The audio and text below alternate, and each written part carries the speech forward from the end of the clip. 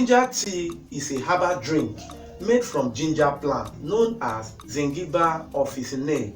It is usually prepared by boiling fresh or dry ginger slices in water, sometimes by also adding up honey or lemon for extra flavor. It has been used for centuries in traditional medicines, especially in Asia and Africa, for its medicinal, healing and energizing properties. Look down below this video by the right and hit on the subscription button and also turn on the notification bell. My name is Mr. Goswe. As you already know, I share health tips that will literally save your life. I will advise and also urge you guys to watch this very video to the end.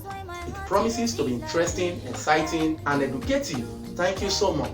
Top health benefits of ginger tea: boost immunity. Ginger contains antioxidants and compounds like ginger raw that help strengthen up the immune system and fight off infections. Relieves nausea. Ginger tea is excellent for reducing nausea and vomiting, whether from motion sickness, pregnancy, that is morning sickness, or mild stomach upset. Fight off inflammation. But before we talk about that, still look down below this video by the right and hit on the subscription button and also turn on the notification bell.